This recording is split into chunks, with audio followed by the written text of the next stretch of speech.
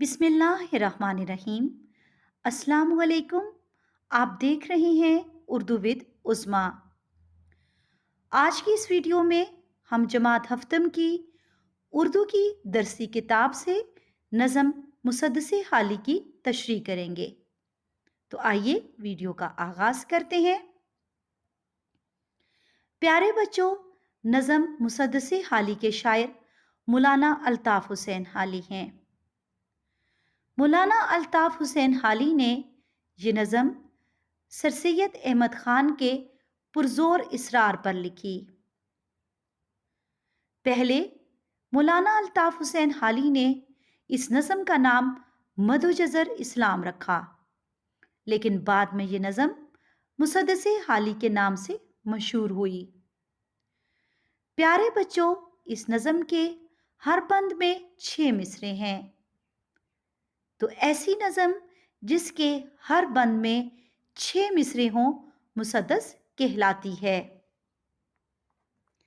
بند number 1 ہے: وہ ملت کے گردوں پہ جس کا قدم تھا، ہر ایک گھونٹ میں جس کا برپا علم تھا، وہ فرقہ جو آفاق میں محترم تھا، وہ امت لقب جس کا خیر الامم تھا، نشاں اس کا باقی ہے صرف اس قدر جاں کہ گنتے ہیں اپنے کو ہم بھی مسلمان۔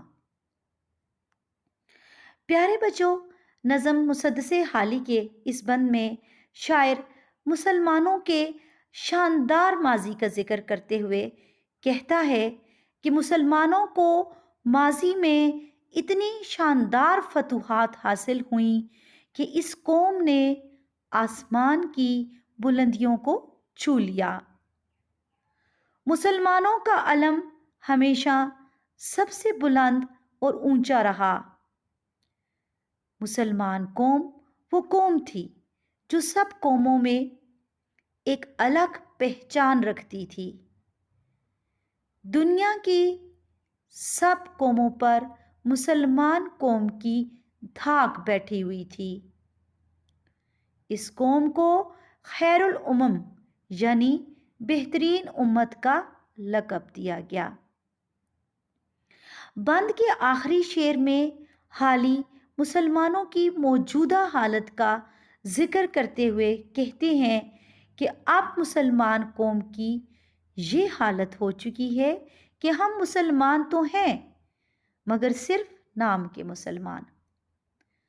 علامہ اقبال نے مسلمانوں کی اس حالت کا ذکر کچھ اس طرح سے کیا ہے کہ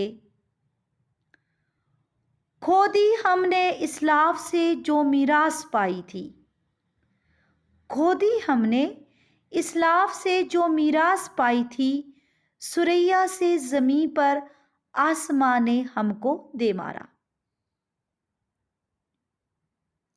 پیارے بچوں، بند نمبر 2 ہے: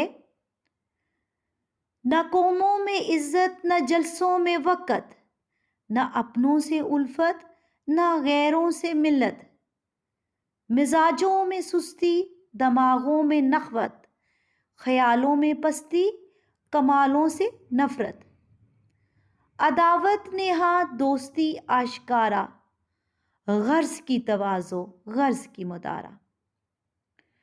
مسدس حالی کے اس بند میں شاعر مسلمانوں کے موجودہ حالات کا ذکر کرتے ہوئے کہتا ہے کہ آج مسلمانوں کی یہ حالت ہو چکی ہے کہ دنیا کی باقی قوموں میں ان کی کوئی عزت کوئی وقت باقی نہیں رہی۔ مسلمانوں نے اپنا وقار، عزت اور فضیلت کھو دی ہے۔ مسلمانوں کی محفلیں علم و ادب کی باتوں سے مبرہ ہیں یا خالی ہیں۔ اب مسلمانوں کی محفلوں کی پہلے جیسی حیثیت نہیں ہے۔ اب مسلمانوں کی آپس میں محبت اور الفت کم ہوتی جا رہی ہے، اور نہ ہی دوسری قوموں کے ساتھ اب مسلمانوں کے پہلے جیسے تعلقات ہیں۔ اب مسلمان قوم سستی کا شکار ہو چکی ہے۔ آج کا کام کل پر چھوڑنا ان کی عادت بن گئی ہے۔ جن کے پاس مال و دولت ہے ان کے دماغوں میں غرور و تکبر بھر گیا ہے۔ ہمارے خیالات پست ہو چکے ہیں۔ یہی وجہ ہے کہ وہ لوگ جو باکمال ہیں، جن میں خوبیاں ہیں، ہم ان سے حسد و نفرت کرنے لگے ہیں۔ ہماری دوستی کے پیچھے ہماری دشمنی چھپی ہوئی ہے۔ ہم اپنی غرض کے لیے کسی کی خاطر تواضع کرتے ہیں۔ ہمارے ہر کام کے پیچھے ہماری ذاتی غرض چھپی ہوئی ہے۔ پیارے بچوں، آپ یہاں علامہ اقبال کا یہ شعر بھی لکھ سکتے ہیں: وہ زمانے میں معزز تھے مسلمان ہو کر، وہ زمانے میں معزز تھے مسلمان ہو کر، تم خار ہوئے تارک قرآن ہو کر۔ یا آپ یہ شعر بھی اس بند کی تشریح میں لکھ سکتے ہیں: ہر کوئی مست ذوق تن آسانی ہے، ہر کوئی مست ذوق تن آسانی ہے، تم مسلمان ہو یہ انداز مسلمانی ہے۔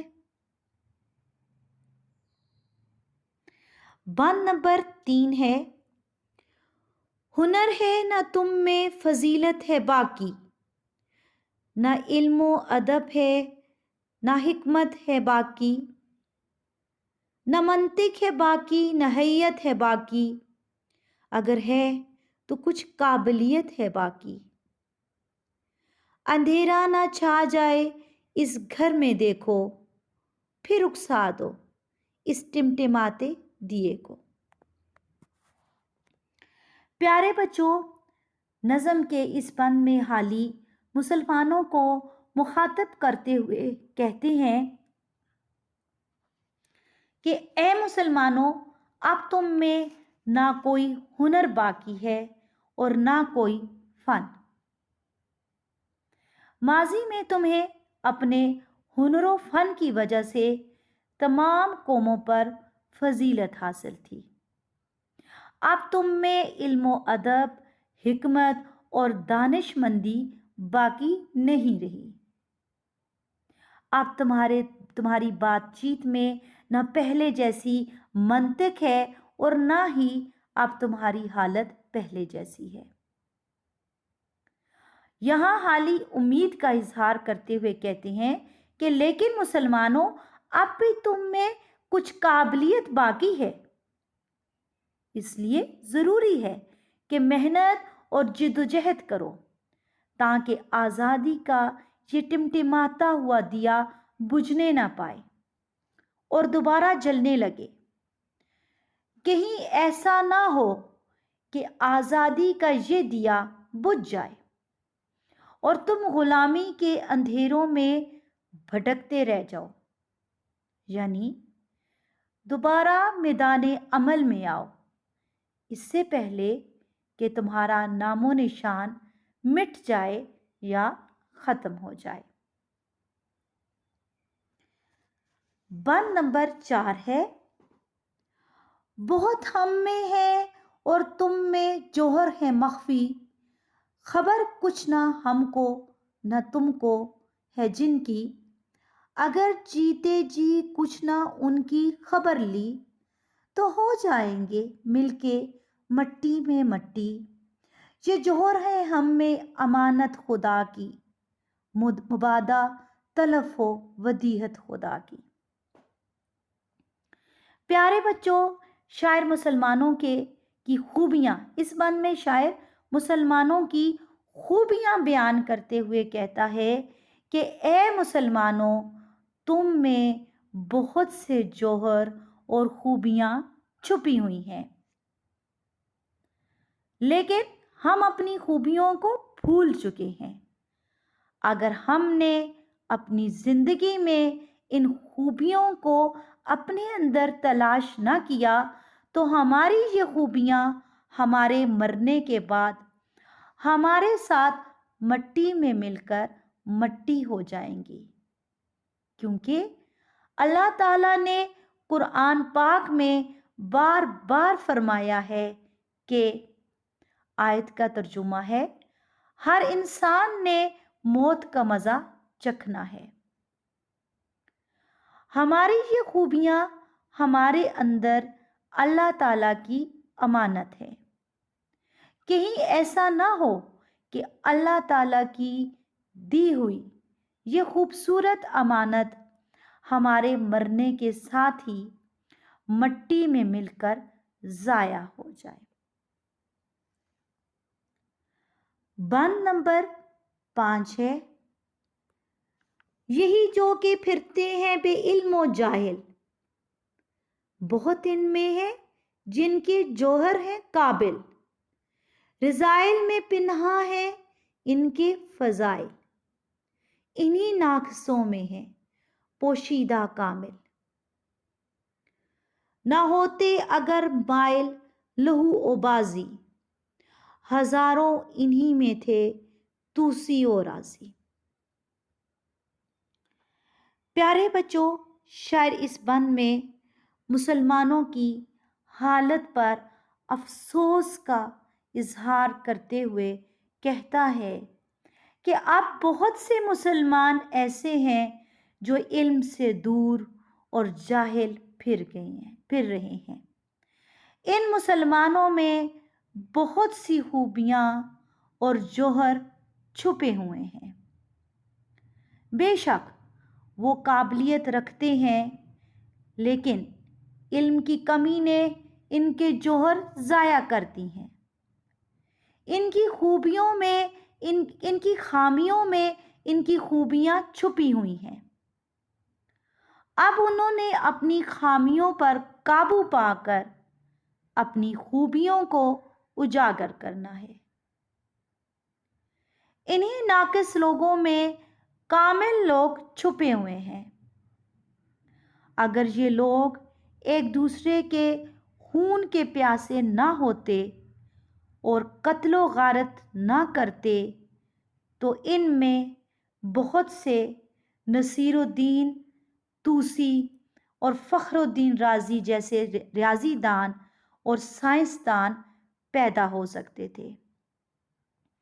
پیارے بچوں، نصیر الدین طوسی اور فخر الدین رازی تاریخ میں بہت بڑے فقہ دان، ریاضی دان اور سائنسدان گزر چکی ہیں۔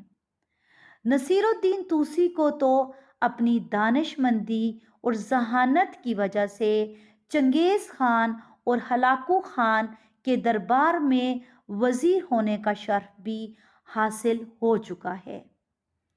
تو شاعر یہاں مسلمانوں کو نصیر الدین طوسی اور فخر الدین رازی کی مثال دے رہا ہے کہ اگر مسلمان اپنے اندر وہ جوہر اور خوبیاں جو چھپی ہوئی ہیں اگر انہیں تلاش کر لیں اور آپس میں نا اتفاقی اور قتل و غارت کو چھوڑ دیں تو آج بھی مسلمانوں میں نصیر الدین طوسی اور فخر الدین رازی جیسے دانش مند ذہین لوگ موجود ہیں۔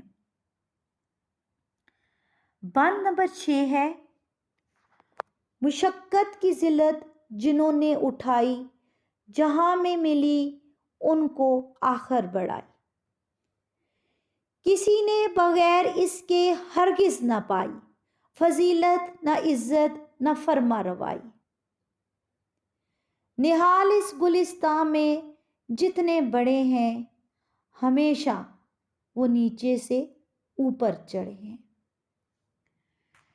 شاعر نظم کے اس بند میں مسلمانوں کو نصیحت کرتے ہوئے کہتا ہے کہ دنیا میں جو لوگ محنت و مشقت کرتے ہیں وہی لوگ کامیاب و کامران ہوتے ہیں، انہی لوگوں کو عزت، دولت اور شہرت ملتی ہے۔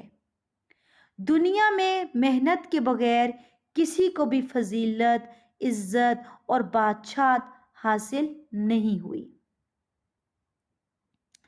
یہاں شاعر باغ کی مثال دیتے ہوئے کہتا ہے کہ جس طرح چمن میں پودے ہمیشہ نیچے سے اوپر کی طرف नशो नुमा पाते हैं, इसी तरह इंसान मेहनत करके कामयाबी की सीढ़ियाँ चढ़ता चला जाता है और दुनिया में इज़्ज़त व शोहरत पाता है। प्यारे बच्चों, यहाँ पर आए मज़ीद कुछ और जान लेते हैं कि दो मिसरों के मजमूए को शेर कहते हैं। जिस नज़म में के हर बंद में 3 मिसरे हों उसे मुसल्लस या सुल्स कहते हैं। 4 मिसरे जिस नज़म के हर बंद में हों उसमें उसको रुबाई या मुरब्बा कहते हैं। 5 मिसरों के मजमूए को मुखम्मस कहते हैं और जिस नज़म के हर बंद में 6 मिसरे हों उसे मुसद्दस कहते हैं। प्यारे बच्चों, मैं आपको याद दिलाती चलूं कि जिन बच्चों ने अभी तक मेरे चैनल को सब्सक्राइब नहीं किया, मेरे चैनल को सब्सक्राइब करें। अल्लाह हाफिज़।